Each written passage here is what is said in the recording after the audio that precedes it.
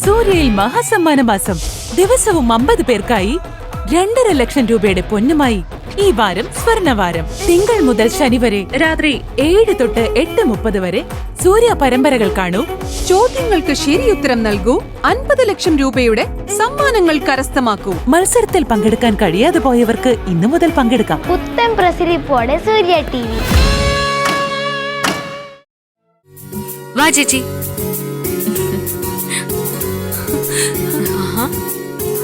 ഇതൊക്കെ നിനക്കുള്ള ഡ്രസ്സാണോ? ഒരു ടെക്സ്റ്റൈൽസ് തുടങ്ങാനുള്ള ഡ്രസ് ഉണ്ടല്ലോ. ആഹാ, രണ്ടുപേരും കാര്യം പറഞ്ഞു നിൽക്കുകയാണോ? ഇതിന്ന് കാവ്യക്ക് ഇഷ്ടപ്പെട്ട ഡ്രസ്സ് സെലക്ട് ചെയ്. കൂട്ടുകാരി തന്നെ സെലക്ട് ചെയ്. ഞാനിപ്പോ വരാം. വാ അഞ്ജു.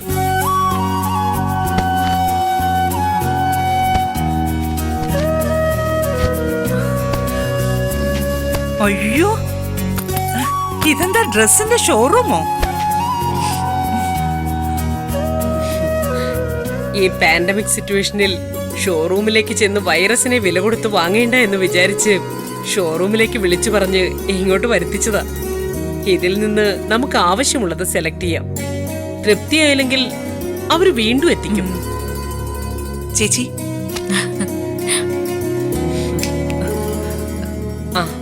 ഓർണമെന്റ്സാ.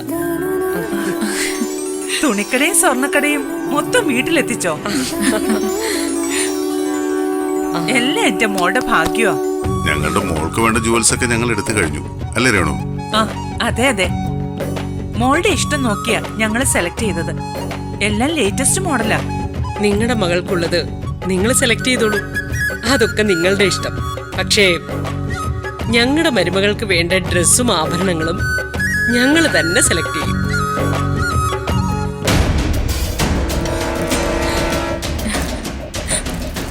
എങ്ങനെയുണ്ട്? നന്നായിട്ടുണ്ട്. സൂപ്പർ അല്ലേ? ഡ്രസ്സും സ്വർണവും സെലക്ട് ചെയ്യുന്ന സുഹാസിനിക്ക് മകന്റെ ഭാര്യയെ സെലക്ട് ചെയ്തതിൽ പരാജയമാണ്. അത് ഏത് നിമിഷവും ഒരു പൊട്ടിത്തെറിയായി മാറും. ആപിക്ക് അധിക നേരം പിടിച്ചു നിൽക്കാൻ പറ്റില്ല.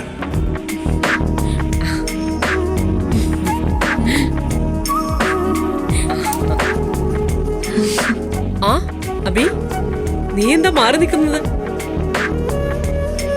അമ്മേ, കാവ്യച്ചിക്കുള്ള സാരി അബിയേട്ടൻ തന്നെ സെലക്ട് ചെയ്യട്ടെ. അത് ശരിയാ. വധു ഏത് ഡ്രസ്സിൽ കതിർ മണ്ഡപത്തിലേക്ക് വരണമെന്ന് വരനാ തീരുമാനിക്കേണ്ടത്. അബിയേട്ടൻ വേറൊരു കലാകാരനല്ല, കലാകാരനായ വരനാണ്. എങ്കിൽ ആ കലാബോധം കാണിക്കട്ടെ. അതെ, അബി തന്നെ സെലക്ട് ചെയ്യണം.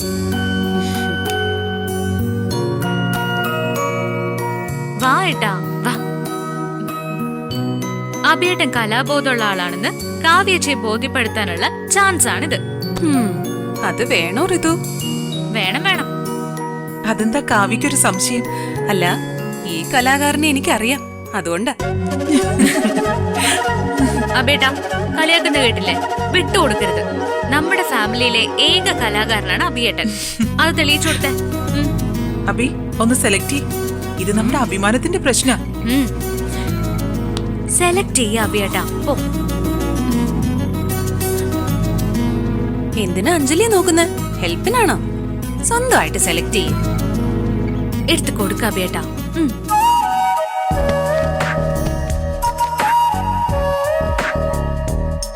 മാനം കളയും.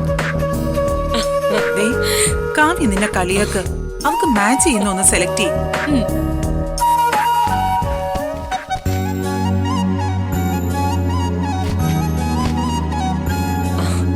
മാച്ച് ചെയ്യുമെന്ന് നോക്ക്.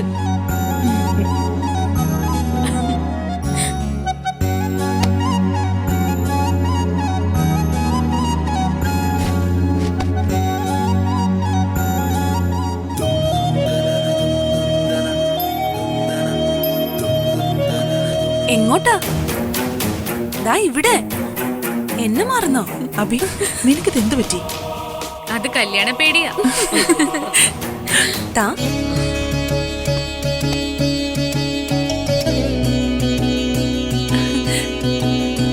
എങ്ങനെയുണ്ട്? ചേരോ? അബി, വേറൊരെണ്ണം എടുത്തു കൊടുക്ക്.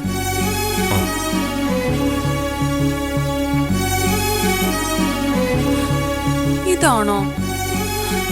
ഇത് നോക്കിയ ആന്റി, ഇത് കൊള്ളാവോ?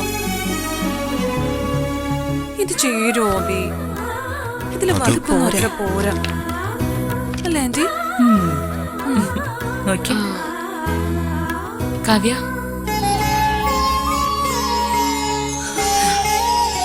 ഇതെങ്ങനെയുണ്ട്?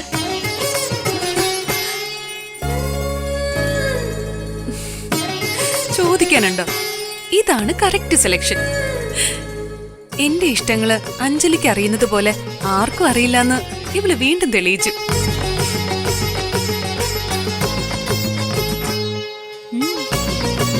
കൂട്ടുകാരികളായാൽ ഇങ്ങനെ പരസ്പരം മനസ്സറിയുന്നവരായിരിക്കണം.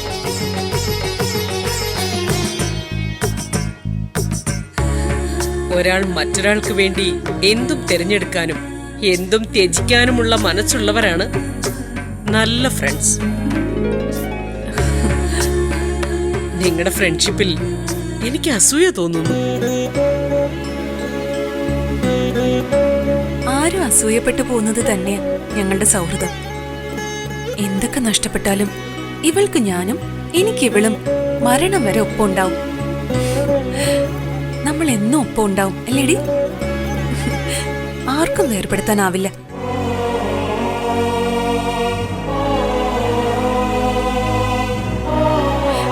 വാ, നീ സെലക്ട് ചെയ്ത സാരി ഉടുത്തിട്ട് വരാം.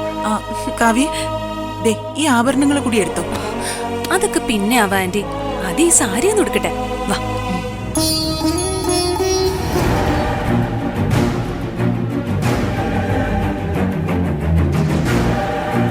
അബി കല്യാണം കഴിക്കേണ്ട ഒരു ഫാമിലി അല്ലല്ലോ അത്. സുഹാസിനി എന്താ ഇങ്ങനെ ഒരു ബന്ധം അഭിമോന് വേണ്ടി തെരഞ്ഞെടുത്തത്?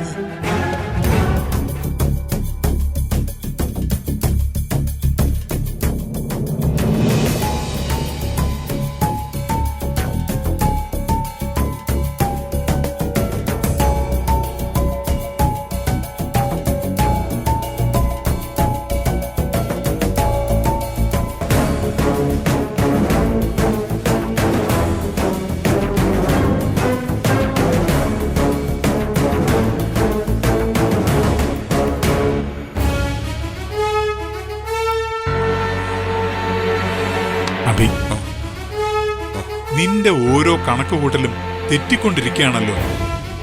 അത് നിനക്ക് ഒരു കാര്യത്തിലും തീരുമാനമെടുക്കാനുള്ള തന്റെ ഇടമില്ലാത്തതുകൊണ്ടാണ്. നീ ഈ നിമിഷം വരെ അഞ്ജലിയെ കല്യാണം കഴിക്കാനുള്ള ആഗ്രഹം അവളോട് തുറന്നു പറഞ്ഞിട്ടില്ല. അവൾ നിന്റെ ഭാര്യയാവാൻ തയ്യാറാണോന്ന് ഉറപ്പ് വരുത്തിയിട്ടില്ല. നീ നിന്റെ ആഗ്രഹം ഉള്ളിൽ വെച്ച് ആരോടും പറയാതെ സ്വയം അനുഭവിക്കുക. ഇനിയും ഇങ്ങനെ എത്ര നാൾ? കല്യാണത്തിന് ഇനി മണിക്കൂറുകൾ മാത്രമേ ബാക്കിയുള്ളൂ. ഞാൻ മനസ്സിലാക്കിയിടത്തോളം നീ അഞ്ജലിയോടുള്ള സ്നേഹം മനസ്സിൽ വെച്ച് കാവ്യയുടെ കഴുത്തിൽ താലി കെട്ടും. താല്പര്യമില്ലാത്ത ഒരു പെൺകുട്ടിയെ ജീവിത അവസാനം വരെ സഹിക്കും. അതാണ് സംഭവിക്കാൻ പോകുന്ന കാര്യം. ഞാൻ എങ്ങനെ അഞ്ജലിയോട് പറയും?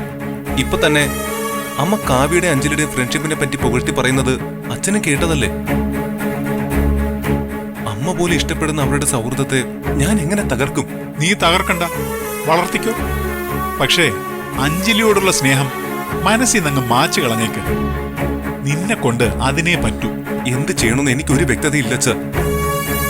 അവരുടെ സ്നേഹത്തിന്റെ ആഴം തിരിച്ചറിഞ്ഞുകൊണ്ട് ഞാൻ തന്നെ എങ്ങനെയാ രണ്ടുപേരെ ശത്രുക്കളാക്കുക? എനിക്ക് അഞ്ജലിയോടുള്ള സ്നേഹവും അവളെ വിവാഹം കഴിക്കാനുള്ള ആഗ്രഹവും പറഞ്ഞു കഴിഞ്ഞാൽ അവർ തമ്മിൽ തെറ്റിപ്പിരിയില്ലേ? അവരുടെ സൗഹൃദം അത്രയും ആഴത്തിലുള്ളതാണെങ്കിൽ അവരൊരിക്കലും ശത്രുക്കളാവില്ല എന്നാണ് എന്റെ അഭിപ്രായം. കാവ്യ ഇതറിഞ്ഞാൽ ഒരുപക്ഷെ അഞ്ജലിക്ക് വേണ്ടി നിന്നെ അവൾക്ക് വിട്ടുകൊടുക്കാനും കാവ്യ തയ്യാറായെന്ന് വരും. ഇത്രയും നാളും എന്നെ സ്നേഹിച്ചു നടന്ന കാവ്യക്ക് വിവാഹത്തിന് തൊട്ടു മുൻപ് അഞ്ജലിക്ക് വേണ്ടി ഈ വിവാഹത്തിൽ നിന്ന് പിന്മാറാൻ പറ്റുമോ? അതെന്താ ഇവിടെ വന്ന് നിൽക്കുന്നേ? നീ എങ്ങോട്ട് പോയിന്ന് ചിന്തിക്കായിരുന്നു. ഞാൻ കരുതി നീ ഇനി എങ്ങോട്ടെങ്കിലും മുങ്ങിയോന്ന്. അബിയെ ഞാൻ അങ്ങോട്ട് കൊണ്ടുപോവാ. അച്ഛനും മകനും തമ്മിലുള്ള സംസാരമൊക്കെ ഇനി താലി കെട്ട് കഴിഞ്ഞു മതി. വാ മോളെ, നിൽക്ക്. ഞങ്ങൾ ഇവിടെ സംസാരിച്ചുകൊണ്ടിരുന്നത് മറ്റൊന്നുമല്ല. രണ്ട് ശരീരവും ഒരു മനസ്സുമുള്ള അഞ്ജലിയുടെയും കാവ്യയുടെയും ഫ്രണ്ട്ഷിപ്പിനെ പറ്റിയായിരുന്നു.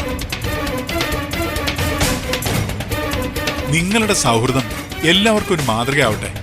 ഞാൻ ഈ ലോകത്ത് ഏറ്റവും അധികം ഇഷ്ടപ്പെടുന്നത് അഞ്ജലിയെ. അഞ്ജലിക്ക് തിരിച്ചും അങ്ങനെ തന്നെ ആവുമല്ലോ. തീർച്ചയായും. അഞ്ജലിക്ക് വേണ്ടി എന്ത് ത്യാഗം ചെയ്യാനും മോള് റെഡിയല്ലേ? എന്താ സംശയം? അവൾക്ക് വേണ്ടി സ്വന്തമെന്ന് കരുതിയ എന്തും വിട്ടുകൊടുക്കാൻ മോള് തയ്യാറാണോ? തീർച്ചയായും. എന്റെ ജീവൻ വേണമെങ്കിലും ഞാൻ അവൾക്ക് കൊടുക്കും. അതിൽ കൂടുതലൊന്നും ഇല്ലല്ലോ.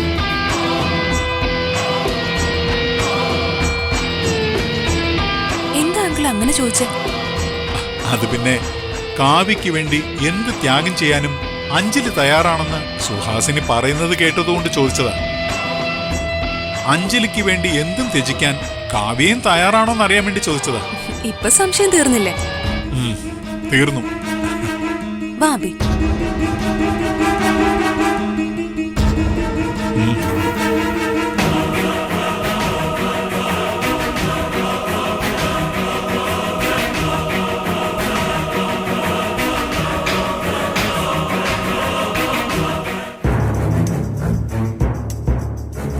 അമ്മ എന്തിനാ എന്നെ വിളിച്ചത്?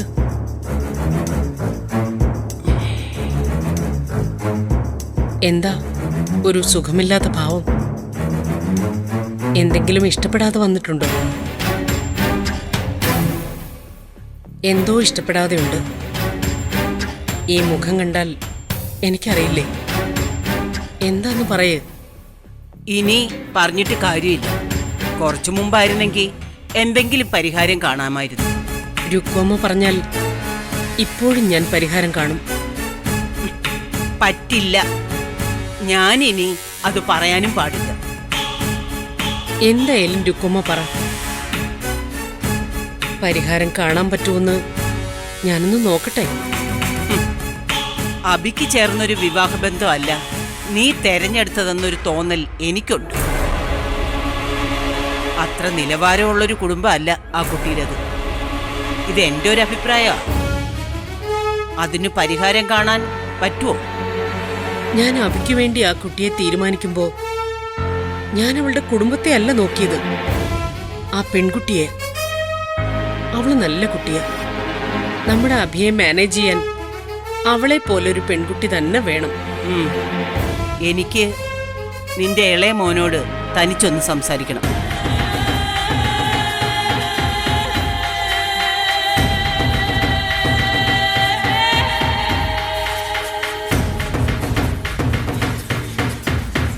അബി നിന്നോട് എന്തെങ്കിലും രഹസ്യം പറഞ്ഞിട്ടുണ്ടോ?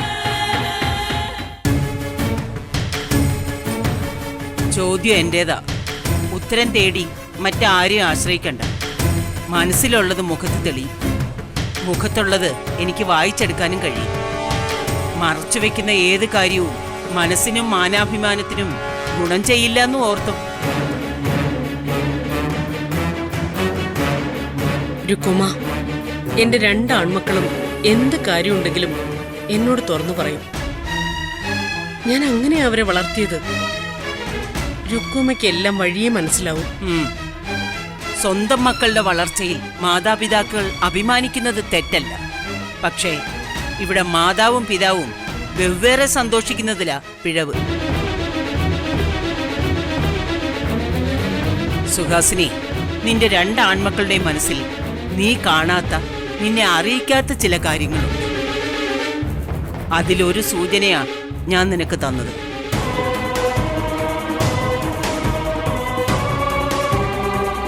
ഇവിടെ ഇപ്പൊ നടക്കുന്നത് കാണാത്തത് നീ മാത്രമാ. നിന്ന് മനസ്സ് വിഷമിപ്പിക്കാതെ ചെന്നോ. കല്യാണമല്ലേ, ഒരുപാട് കാര്യങ്ങൾ ചെയ്യാനില്ലേ. അനിയൻ അബി ഇവിടെ ഉണ്ടോ?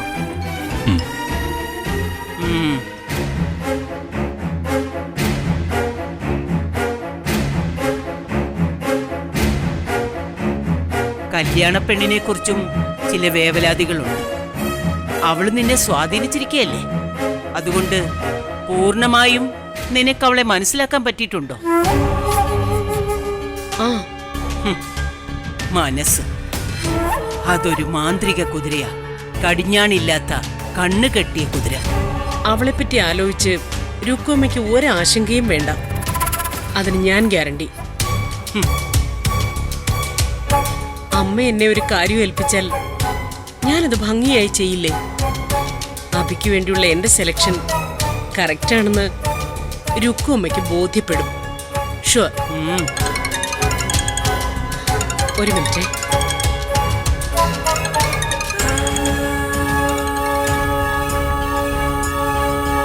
എവിടെയൊക്കെയോ എന്തൊക്കെയോ പന്തികേട് തോന്നുന്നുണ്ട്. അകാരണമായി മനസ്സിൽ ചില അശുഭ സൂചനകൾ തോന്നുന്നുണ്ട്. സുഹാസിനിക്ക് തെറ്റുപറ്റിയോ?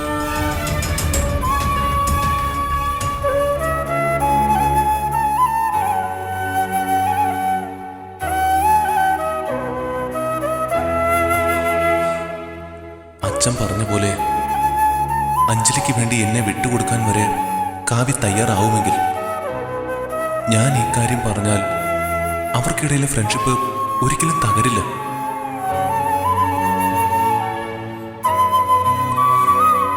ഫ്രണ്ട്ഷിപ്പിന് വേണ്ടി എന്തും സഫർ ചെയ്യാൻ തയ്യാറുള്ളവരാ കാവ്യയും അഞ്ജലി.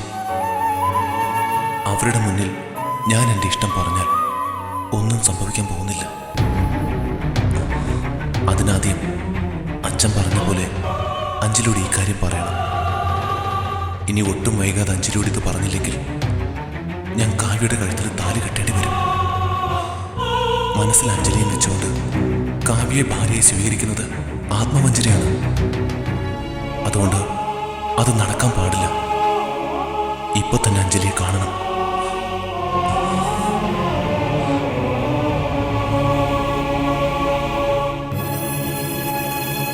ദൈവമേ, അഞ്ജലിയുടെ ഫോൺ കാവ്യ എങ്ങനെ എടുത്താൽ? വേണ്ട, പെട്ടെന്ന് കാണണമെന്ന് അഞ്ജലിക്ക് മെസ്സേജ് ഇടാം.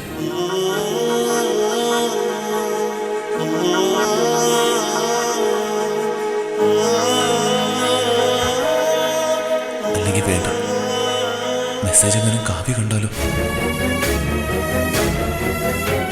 ഈശ്വര, എങ്ങനെ അഞ്ജലി രഹസ്യമായിട്ടൊന്ന് കാണാൻ പറ്റുമോ? റെസ്റ്റോറൻറ്റിൽ വരാൻ പറയാം. പക്ഷെ അതെങ്ങനെ അഞ്ജലി അറിയിക്കും?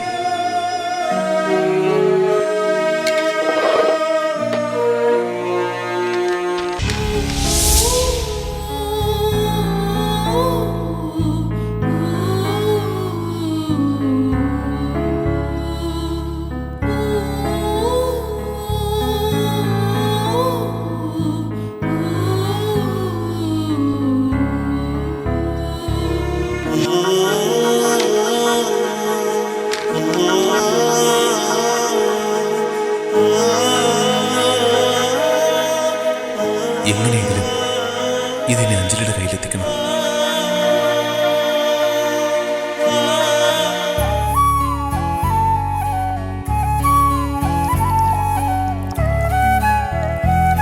ഇത് കൊള്ളാം അല്ലേ?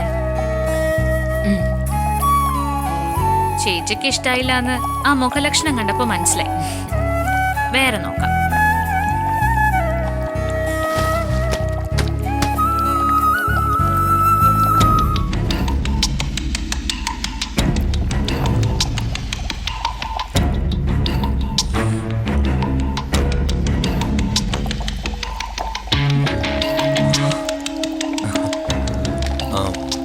ഏത് മാഗസീനാ ഇത്? ഇവിടെ കണ്ടൊരു ഫാഷൻ മാഗസീൻ. ഇതെങ്ങനെയുണ്ട് ചേച്ചി? ആ, അഞ്ജലിക്ക് മാഗസിൻ വായിക്കുന്ന ശീലം ഉണ്ടല്ലേ? ഞങ്ങൾ ഇവിടെ മാഗസിനെ കുറിച്ച് ചർച്ച ചെയ്യാൻ ഇരിക്കല്ല. ഇത് ഞാൻ എങ്ങനെ അഞ്ജലിയുടെ കയ്യിൽ കൊടുക്കും? റിസപ്ഷന് ഇത് മതിയാവും അല്ലേ ചേച്ചി?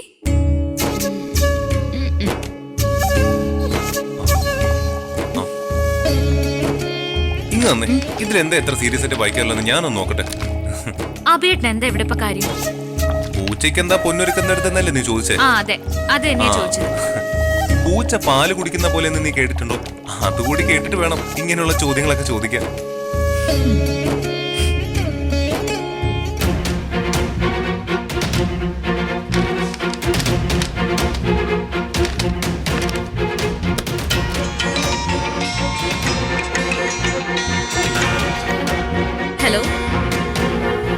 എടി ഞാൻ കുറച്ച് ബിസിയാ. ആ ഞാൻ നിന്നെ അങ്ങോട്ട് വിളിച്ചോളാം. ആ പറ.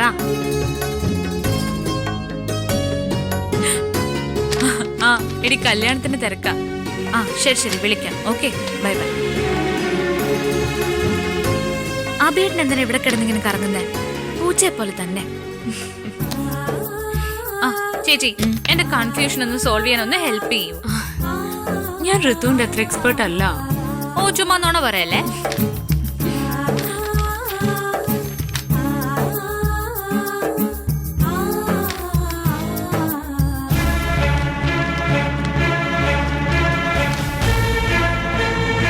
നീ കാവ്യം വരാറുള്ള നമ്മുടെ തൊട്ടടുത്ത് റെസ്റ്റോറൻറ്റിലേക്ക് പെട്ടെന്ന് വരണം. വരാതിരിക്കരുത്. ഞാൻ വെയിറ്റ് ചെയ്യും.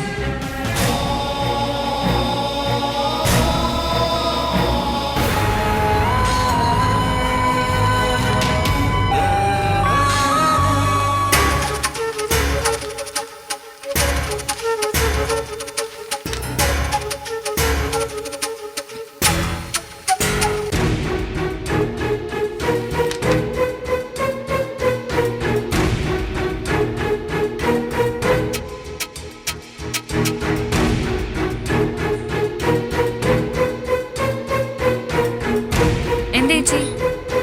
ചേച്ചിക്ക് എന്തൊരു ടെൻഷൻ പോലെ? ഏയ് ഒന്നുമില്ല. ഇത് നല്ല ഡ്രസ്സാണല്ലോ. ഇത് നിനക്ക് നന്നായിട്ട് മാച്ച് ചെയ്യും. ഓക്കെ